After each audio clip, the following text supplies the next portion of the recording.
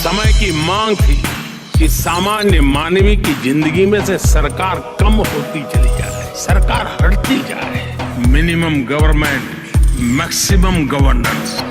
Hey guys, welcome back to the channel. स्वागत है आपका एक और नई वीडियो में। दोस्तों, आज की वीडियो में हम डिजिटलाइजेशन के ऊपर बात करने वाले हैं कि डिजिटलाइजेशन होता क्या है और हमारे देश में किस किस क्षेत्र में, यानी कि किस किस एरिया में डिजिटलाइजेशन हमें कुछ सालों से देखने को मिला है और इस पूरे प्रोसेस का हमारी इंडियन इकोनॉमी पे, यानी हमारे देश पे क्या इम्पैक्ट पड़ा है, यानी कि क्या प्रभाव है। दोस्तों, कुछ सालों से आप डिजिटल इंडिया कैंपेन के बारे में सुन रहे होंगे। तो ये क्या कैंपेन है? बेसिकली डिजिटल इंडिया एक कैंपेन है जो कि हमारी सरकार ने स्टार्ट किया था, जहाँ पे गवर्नमेंट की सर्विसेज हम आम लोगों को, आम जनता को अवेलेबल होंगी डिजिटली, यानी कि कंप्यूटर के माध्यम से और इंटरनेट के माध्यम से। तो हम ये कह सकते हैं कि हमने किसी भी प्रोसेस को डिजिटलाइज कर दिया। इसका ये मतलब है कि पहले वो प्रोसेस मैनुअली होता था और अब वो डिजिटल टेक्नोलॉजीज की मदद से, इंटरनेट की मदद से और कंप्यूटर की मदद से हम डिजिटली कर पाते हैं।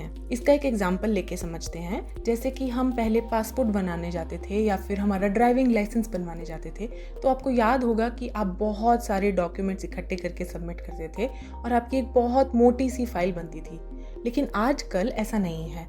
आप वेबसाइट पे लॉगिन करते हैं, एप्लीकेशन सबमिट करते हैं, फीस भी सबमिट करते हैं वेबसाइट पे और ऑफिस में जाके सिर्फ मिनिमल डॉक्यूमेंटेशन वहाँ पे सबमिट होती है और इन ऑर्गेनाइजेशंस के पास आपका ऑलरेडी डेटा प्रेजेंट होता है। जैसे कि फॉर एग्जांपल आप ड्राइविंग लाइसेंस बनवाने जा रहे हैं, आपने आरटीओ की वेबसाइट पे साइन इन किया, एप्लीकेशन भरी, फीस सबमिट करी और जब आप ड्राइविंग लाइसेंस का टेस्ट देने जाएंगे तो उनको ऑलरेडी पता होता है कि आप वहां आने वाले हैं और आपका टेस्ट शेड्यूल्ड है। तो अब ये पूरा प्रोसेस डिजिटल हो गया है विद मिनिमल डॉक्यूमेंटेशन।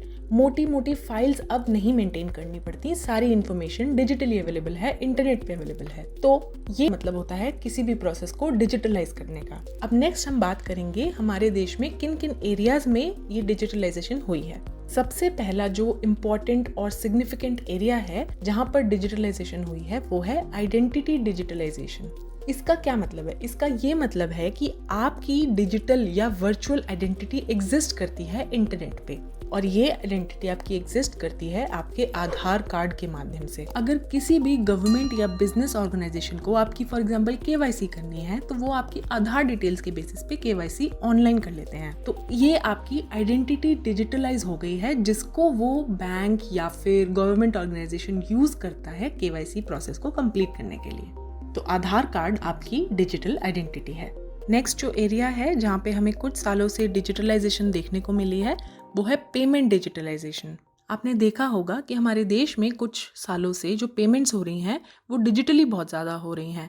हम अब नोट नहीं रखते अपने पास, बल्कि वॉलेट्स के थ्रू पेमेंट्स कर देते हैं एक दूसरे को। वॉलेट तो एक एग्जांपल है, जैसे पेटीएम वॉलेट, हम एक दूसरे को उससे पेमेंट कर सकते हैं, पैसे ट्रांसफर कर सकते हैं। एक और प्लेटफॉर्म है यूपीआई, यूनिफाइड पेमेंट्स इंटरफेस। ये गवर्नमेंट का प्लेटफॉर्म है जिसे यूज करके हम एक बैंक अकाउंट से दूसरे बैंक अकाउंट में फोन नंबर के थ्रू ही पैसे ट्रांसफर कर सकते हैं। आपको याद होगा, अगर हमें पहले ऐसे कोई पेमेंट करनी होती थी दूसरे बैंक अकाउंट में तो हम इंटरनेट बैंकिंग में लॉगिन करते थे, उस अकाउंट नंबर को एज अ पेई ऐड करते थे और फिर जाके कहीं ट्रांसफर कर पाते थे पैसे। लेकिन यूपीआई के थ्रू ये बहुत ही आसान हो गया है and this is something we should be definitely proud of. इस पे हमें खूब गर्व होना चाहिए दोस्तों, क्योंकि ये प्लेटफॉर्म इंडिया के बाहर कहीं एग्जिस्ट नहीं करता सिवाय चाइना के, और हमारी गवर्नमेंट ये हमें फ्री ऑफ कॉस्ट अभी प्रोवाइड कर रही है। तो ये एक बहुत ही इंपॉर्टेंट सेक्टर था, पेमेंट डिजिटलाइजेशन। नेक्स्ट जो की एरिया है जहाँ पे हमें कुछ सालों से डिजिटलाइजेशन देखने को मिली है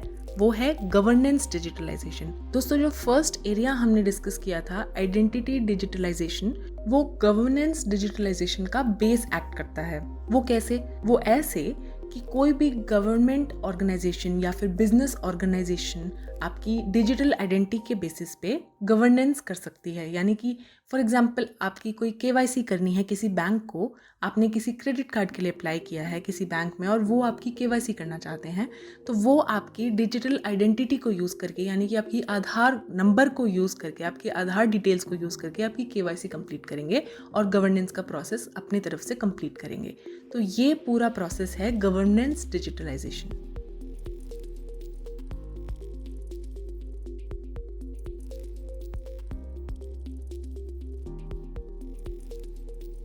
और लास्ट जो की एरिया है जहाँ पे डिजिटलाइजेशन देखने को मिली है वो है बैंकिंग डिजिटलाइजेशन।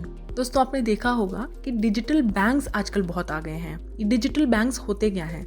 ये ब्रांचलेस बैंक्स होते हैं जहाँ पे ब्रांचेस का कोई कॉन्सेप्ट नहीं होता, यानी कि कोई फिजिकल ब्रांच इन बैंक्स की एग्जिस्ट नहीं करती है, जबकि सब कुछ इंटरनेट के माध्यम से एक ऐप में अवेलेबल है या फिर इंटरनेट बैंकिंग में अवेलेबल है।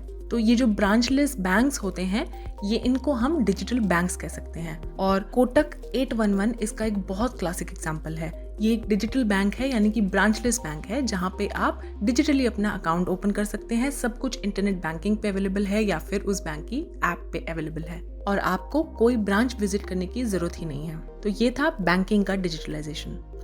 नेक्स्ट सेगमेंट में समझते हैं कि इस पूरे डिजिटलाइजेशन के प्रोसेस से हमारी देश की इकोनॉमी पे और हमारे देश पे क्या इम्पैक्ट पड़ा है, क्या प्रभाव पड़ा है।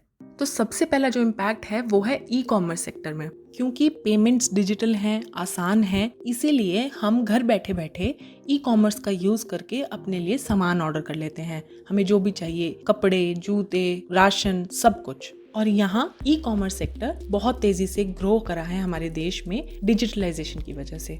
नेक्स्ट जो बहुत ही बड़ा इम्पैक्ट है वो है गवर्नेंस के ऊपर, क्योंकि पेमेंट्स डिजिटल बहुत ज़्यादा होती हैं और डिजिटल पेमेंट्स आपके बैंक अकाउंट के पैसों पे होती हैं, तो यानी कि वो सारा पैसा वाइट है। तो करप्शन हमारे देश में कम हुआ है डिजिटल पेमेंट्स की वजह से।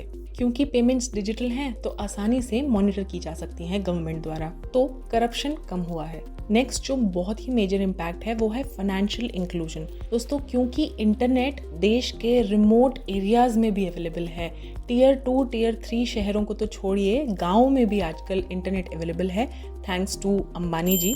तो बैंकिंग की सुविधाएं, इंश्योरेंस, लोन्स, सब कुछ टियर 2, टियर 3 शहरों तक और गाँव तक आसानी से पहुंच रहा है। रिमोट एरियाज में भी लोगों के बैंक अकाउंट्स खुल रहे हैं, तो ये अपने आप में बहुत अच्छी बात है। कुछ थोड़ा नेगेटिव इम्पैक्ट भी है इस पूरे प्रोसेस का हमारे देश में, जैसे कि अगर ऑटोमेशन और इंटरनेट से ही सब कुछ अवेलेबल हो जाता है तो लोगों की जॉब्स थोड़ी ख़त्म हो रही हैं। हमारी ट्रेडिशनल इंडस्ट्रीज़ जैसे कि हॉस्पिटैलिटी, ट्रैवल, वो थोड़ा सा सफ़र कर रही हैं, क्योंकि आजकल हमें फ़ोन पे ही सब कुछ अवेलेबल है। हम होटल्स बुक कर सकते हैं, टिकट्स बुक कर सकते हैं, तो इन सेक्टर्स में जॉब थोड़ी सी डिस्टरप्ट हुई हैं। लेकिन ओवरऑल एक बहुत ही अच्छा इम्पैक्ट डाल रही है डिजिटलाइजेशन हमारी पूरी इंडिया पे और हमारे देश की इकोनॉमी पे। आप लोगों की क्या राय है दोस्तों, हमें नीचे कमेंट सेक्शन में ज़रूर बताएं और सब्सक्राइब किए बिना बिल्कुल हमारे चैनल को नहीं जाइएगा और बेल आइकन को प्रेस कीजिएगा ताकि आपको हमारी वीडियोस की नोटिफिकेशन रेगुलर बेसिस पे मिलती रहे।